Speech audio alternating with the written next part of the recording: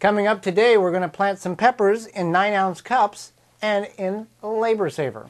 And we're going to show you how to make some pear cobbler. All that coming up today on the Wisconsin Vegetable Gardener. Pear cobbler? Mm-hmm. How good is that? It's good. Yeah? Yeah.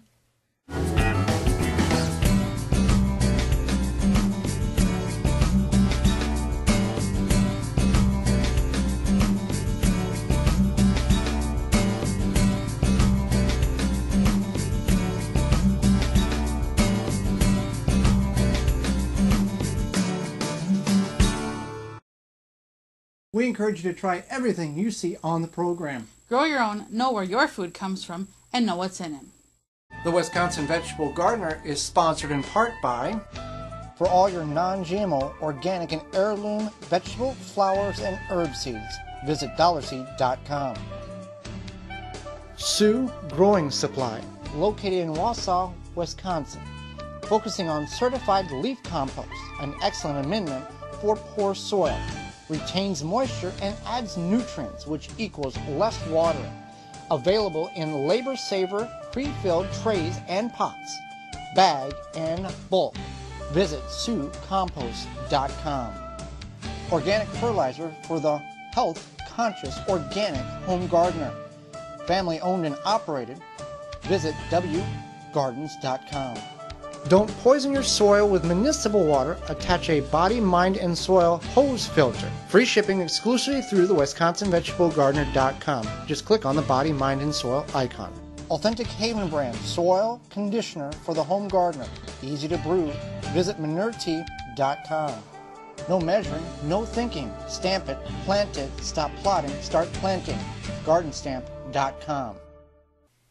Welcome to the Wisconsin Vegetable Gardener. I'm Joy Baird. Well, today it's time to get planting your pepper seeds. Now, we've got 11 different varieties of peppers that we're going to plant in 2 different types of planting situations.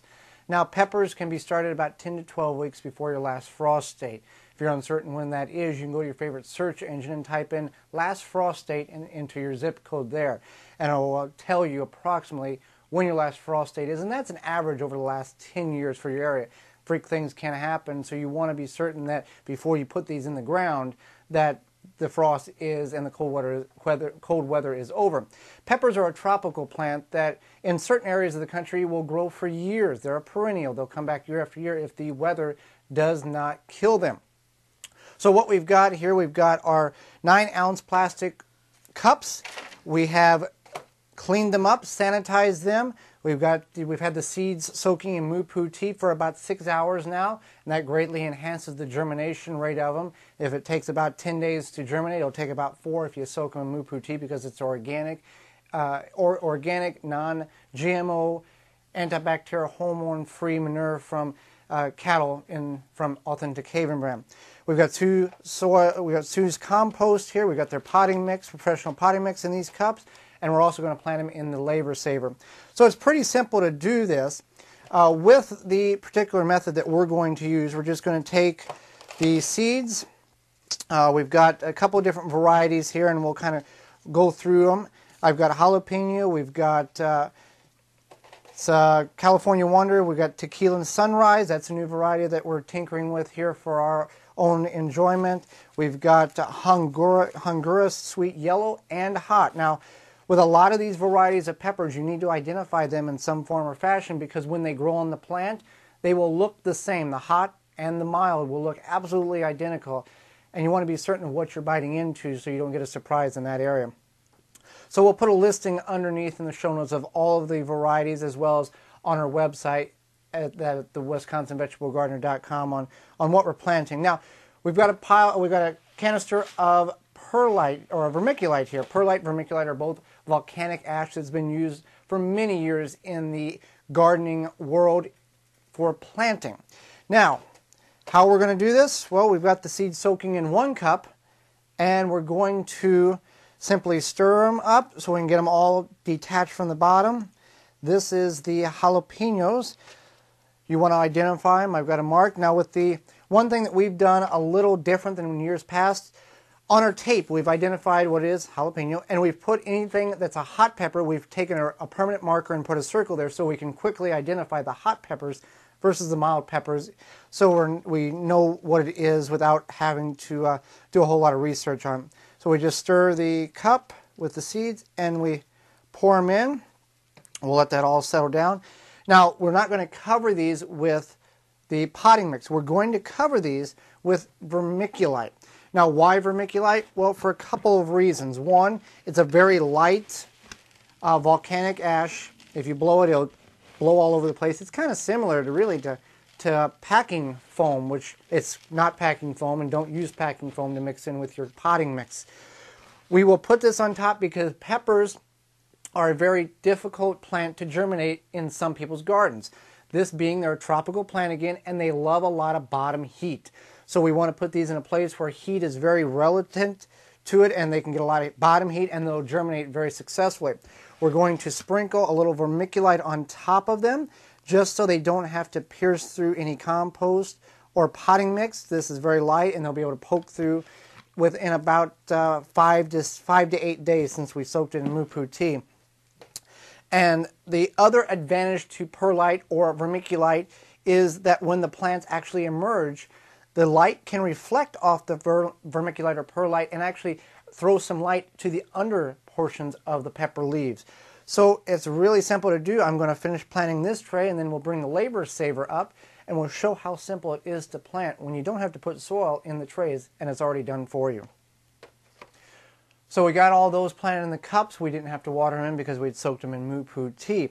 So now we're going to get the labor saver out, and it's called the labor saver because it's already come in pre-filled 8 4-cell trays. So we're just going to pop this thing open. If you're in the Wisconsin, Michigan area, you can find these at your reputable home and garden center. If you are interested in purchasing one and you're out of their region, you can simply get a hold of Sue's Compost and give them a call and find out how you can get a hold of a labor saver or other products they have available. As you can see, it's already pre-filled with their leaf compost. So we're just going to pop this loose. Now with the cups, we pre-soaked the seeds. With the labor saver, we're going to go ahead and plant the seeds, mark them, and then water them in with moo-poo tea. We're going to do 2 seeds per cell. Move a little bit of this over here. It got shaken up in transit. All right. You want to mark your peppers, again, like we did with the cups, because everything looks the same when it's growing until you bite into it in some instances. So we're using window blinds. You can also use clothespins to clip to where you're marking. You also use masking tape, whichever works best for you. So we're just going to go ahead and let's take the large Hungarian hot peppers. We're going to do 2 cells, front to back, and we're going to put a pepper on each corner. Because we're going in cells here, and you can do it either way, whichever works for you, we're going to plant 2 seeds per cell because there's a chance that not every seed in the world that you're going to get will germinate. So if you put 2 seeds or 3 seeds in some instances in a tray, in a cell, you're guaranteed at least 1 will germinate. So will be that. And if 2 germinate, well, then we can just extract 1 and move it to another container. So we'll mark that first. 2 seeds out here, and we'll put 1 on each corner. Put it down about 1/4 of an inch, cover it up, and then once we get the tray all completed, we're going to not water from the top with moo-poo tea, but bottom water with moo-poo tea and allow the moisture to wick up through it so we don't blow the seeds out of the cells. And it's easier for the plants to grow and better roots if you water from the bottom instead of from the top. So we're going to get the rest of this planted, and we will bottom water with the moo-poo tea when we're done. Alright, so I got the labor saver all done. What I decided to do was the mild peppers, which we eat more of here. We did 1 tray, 4 cells, 2 per cell, which is 8 plants there, 2, 4, 6, 8. With the more hotter peppers, we only did half of a cell, so 4 plants of the jalapeno, 4 plants of the red cherry. So that was the way we broke it down there, and we have identification markers so we don't get these all mixed up, because when they all germinate, they're all going to look exactly the same. So we didn't have to water the 9-ounce cups because we had already had them soaking in moo-poo tea, and moo-poo tea was part of the hydration process for the soil as well as the seeds. With the labor saver, I'm just going to take what moo-poo tea I have left, and we're going to remove one tray and then bottom water it. We'll remove, there we go. And we'll bottom water it. And this is one of the things we cover on our Thursday show, First Garden, New Gardener, which airs on our website at 7 p.m. almost every Thursday. And we talked about bottom watering. Now, when we bottom water here, we're going to let the soil wick up all the liquid it needs for about 30 minutes. If 30 minutes goes by and all the water's wicked up and the surface of the soil still feels dry, we'll put another quart of water in there next time, or later on after this wicks up what it needs to wick up. And then what doesn't wick up after 30 minutes will drain off so the soil is not saturated in moisture, and that can cause root rot, that can cause a lot of problems. So we want the soil to be moist like a sponge, but not sopping wet where it will drain out. So that's pretty much as easy as it is to plant peppers. They are tropical plants, and if you can put bottom heat to them, your germination rate will be much, much better. These are an annual here in southeast Wisconsin. It's not necessarily an annual everywhere, but what isn't an annual is a pear tree. And let's go to the kitchen where Holly's going to prepare a pear cobbler with pears that we harvested off of our pear tree this past fall.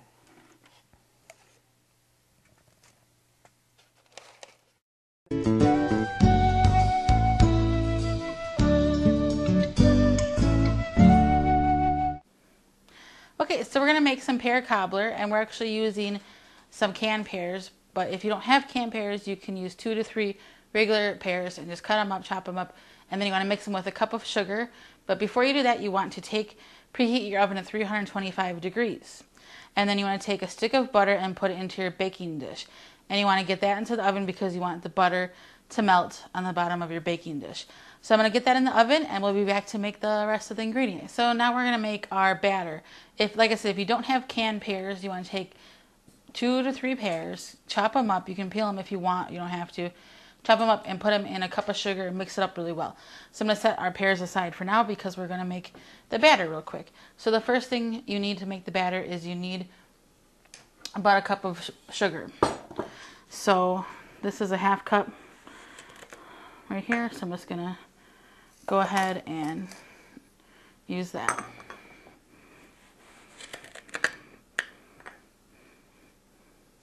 And the good thing about this is you can use a little less sugar. If you like stevia, you could do like half stevia, half sugar. I'm sure you could probably do like honey if you wanted to also. Then you need flour. I'm going to use sorghum flour. I got this from the local farmer's market, from the sorghum guy. You can use whatever flour you want. It's up to you. So you need about 3/4 cup. So there's a half a cup, and then I'm going to do half of that for 3/4. There you go.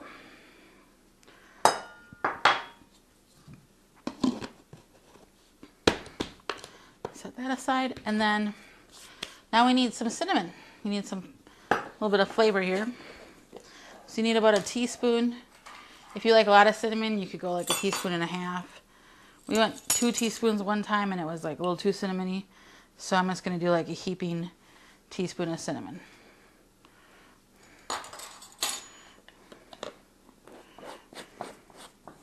Then we have baking powder. So this is going to make your cobbler rise a little bit. So you need 2 teaspoons of that. I always use that lip thing to top it off there. There you go. So those are your dry ingredients. Oh, we need a pinch of salt too. Okay, pinch of salt. Those are your dry ingredients. You just want to give them a good stir. Stir them up. Okay, now to that, we're going to add 1 egg and about 3/4 cup of milk. So now we're going to stir that up well so that it's well combined. Okay, so this is well combined, as you can see. And we're going to go ahead and get the butter out of the oven because it should be melted by now. We're going to assemble this all together. Okay, so now we're going to take our batter. We're going to leave our butter in the bottom. And I like this pan liner because it makes for easy cleanup. Don't worry that the butter's like in the center. It'll disperse throughout. So you just take your batter and you just put it in the bottom. Now you're probably wondering why I'm not putting the batter, like the pears, in first and then the batter on top. And you don't have to worry about it. It kind of combines itself and makes the stuff go on top. So you'll see. And I'll put the recipe in the show notes. This would probably be really delicious with apples or peaches, maybe even like blueberries or blackberries or something. So I'm going to kind of just stir this a little bit so that it's a little more combined.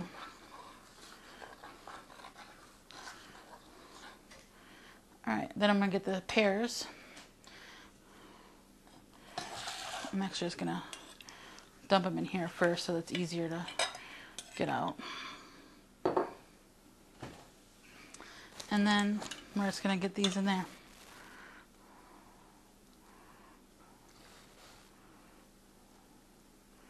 You just want to kind of spoon them easily in there and evenly as well.